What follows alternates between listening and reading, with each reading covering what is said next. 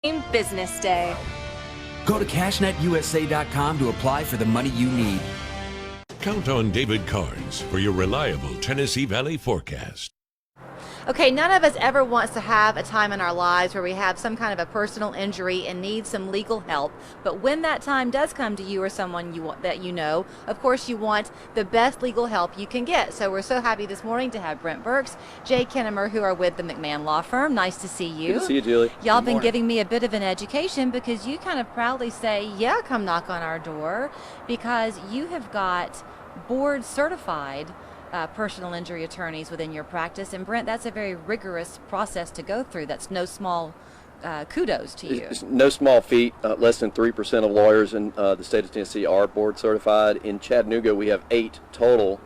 Me, Jay, and Herb Thornberry in our office. So we have 3 of the 8 in our law firm. And so we like to tell people this is it's a badge of honor. It shows extra work, extra experience, and extra knowledge that will help us get people what their case is worth.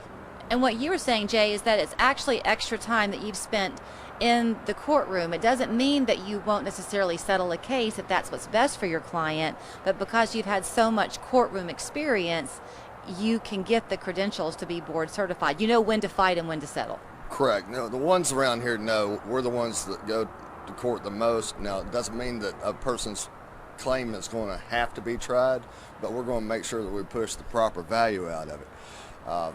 Lately, the insurance companies have been doing some really bad stuff. They changed where you have to file suit and pursue a claim, get it ready for trial.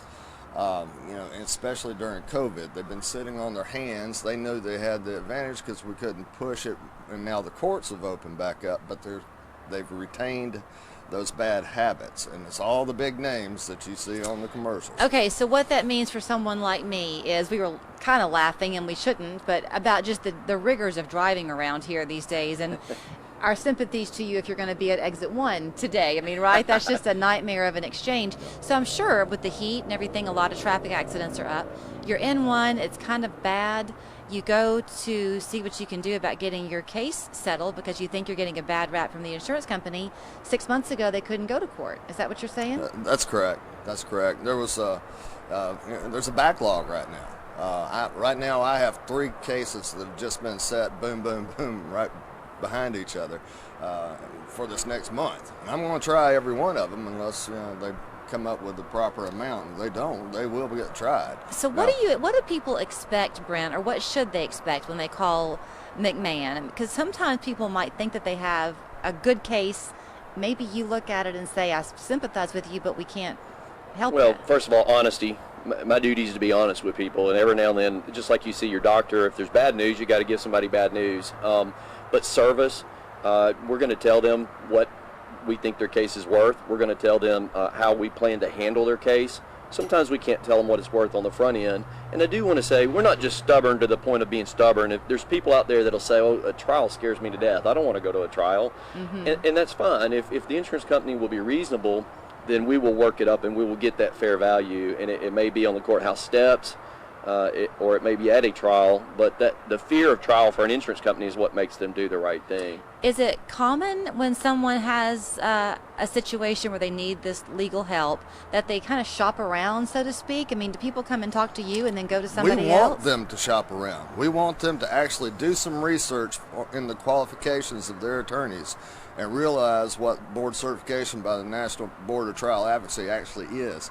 I've actually had competitors this last week saying, we hear you talking about that, but we looked into it and we don't have enough qualifications. So what should someone know? Because it's a little bit intimidating, I'm sure, for folks when they're in your office. What should they ask? Ask them if they've ever handled a case like theirs. And there are common cases, a rear ender, for instance, mm-hmm. but there are more rare cases out there, or a specific type of injury. Somebody's, God forbid, had some sort of a terrible injury where they had a surgery. Ask them, do they know that doctor? Have they ever had that doctor's deposition before? Do they know? Because that's the critical thing. Jay and I are out there. Doctors don't come to court. We go to them, but it's live, just like we're in the courtroom. And at least I need to know, is this doctor going to say that these bills are reasonable in amount related to this wreck? Are they going to do the things they need to do to help me help my client? If someone has had an injury, let's say it's a job site injury, just we'll make that one easy.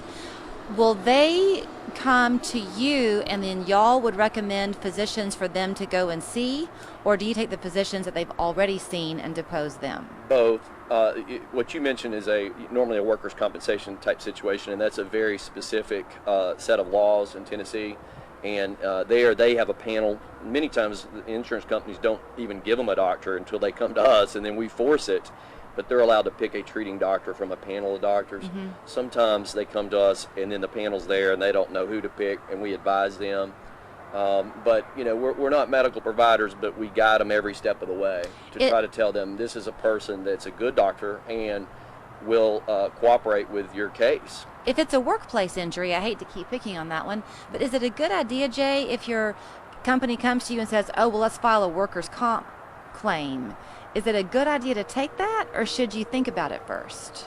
Well, in that setting, they're usually coming to the employee through their attorney or through insurance adjuster and trying to offer a settlement that sometimes is appropriate, but most of the time it's not appropriate. And we can tell that right away, especially under the new law where you have right of reconsideration rights, other rights that's a long conversation, but we can pick that out right away. Okay, because I guess I'm thinking, I would think if my employer came and said, oh, I'm so sorry you got hurt, here, let's send you to the hospital and get this workers' comp path going, I would think, oh, isn't that nice of them to care for me, but you have to be careful? Well, along those lines, if we look at it and we see that it's a fair offer, we're going to tell them it's a fair offer, not charge a fee or anything like that. Okay. We only get involved if we can make it better. We want to make a difference. And you brought up a good point, and you touched on it. There's no charge to come talk to us about your case. There isn't. There's no charge at all. Many times over the phone, in 5-10 minutes, we can tell somebody if there's really a negligence there or not that they can pursue. Mm-hmm. Of course, there has to be an insurance policy there. Make sure your uninsured motorist is paid and that you have it. Yeah. 25% or so of drivers in Tennessee have no insurance. I was going to ask you about that. That's a scary thing for all of us on these roads. Even for those of us who have insurance, do you think that most of us don't carry enough?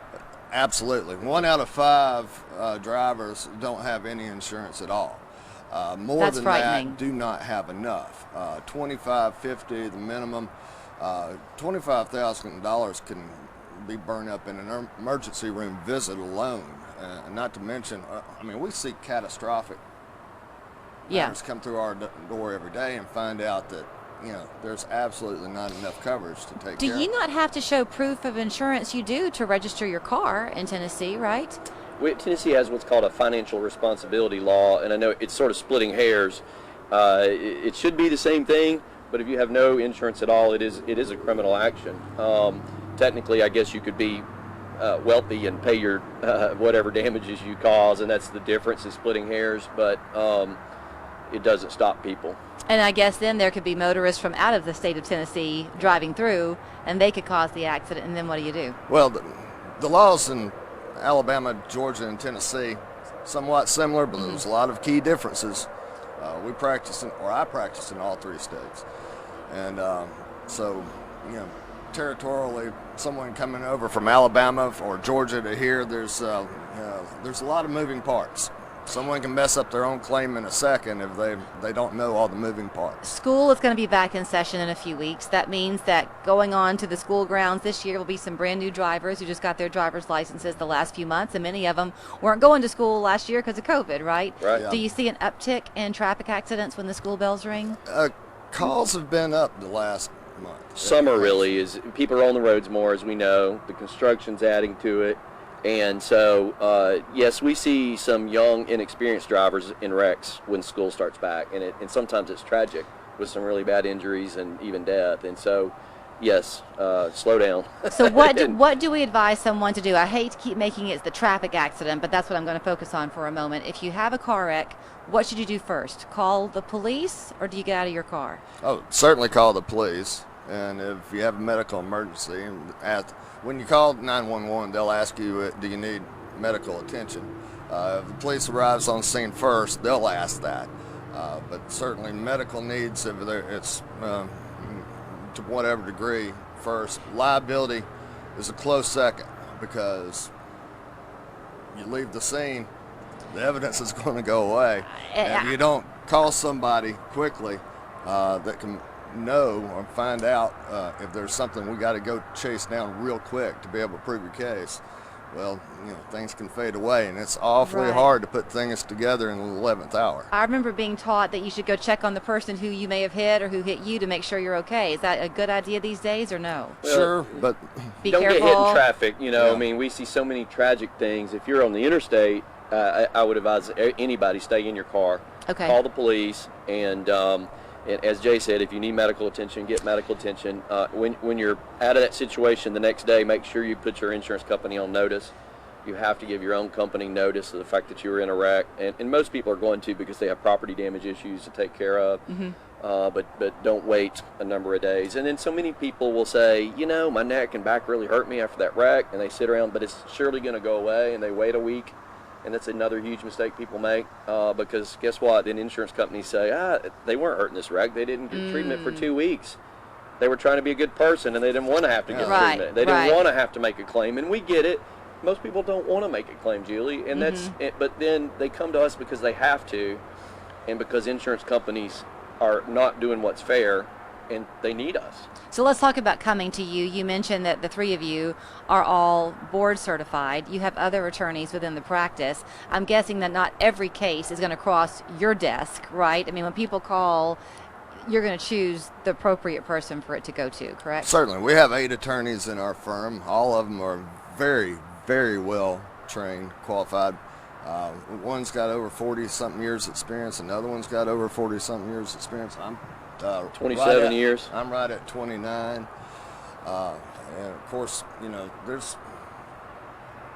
we try a lot of cases. Okay, we know how to pick out what the problems are going to be on the end, and we can see it on the front end. So we absolutely have a wonderful staff that we have trained to take care of the files. It's not like the old days where you have a bucket, throw a bunch of paper in it, and it takes you an hour each time just to sort through it to march into battle. We have it down to a science where we have our files put in a certain order. They are the part where we can just pick it up and march into battle within minutes. So they would love to not have to hear from you. I guess that would be a dream come true. But if you do need a personal injury attorney, and maybe you're not sure if what you're facing is a personal injury claim, it might be a different kind of claim. Yep. They can still call. Free consultation. And they'll just remember the service. They're going to love the service they get. They will be assigned a paralegal and a lead attorney. And then everybody there gets to know our office manager. If something happens and I'm in depositions or trial and they can't reach me and my paralegal's on vacation that week, they're going to have a person to talk to that can get a message to me and, whatever. But the service that we have sets us apart also. And I'd like to say that, just like Jay said, 8 attorneys, 25 or so support staff, right on the other side of the ridge here from brand new building right across 14,000 square feet. You'll feel like you're kind of being voyeuristic when you drive by because it's got all the glass in front. Great to see you both. Great to see you. Thank you. Jay Kennemar, Brent Burks with the McMahan Law Firm. Their phone number, address, and website there on your screen. That way you can read their bios and see those years of expertise at your leisure. Thanks again. Thank you.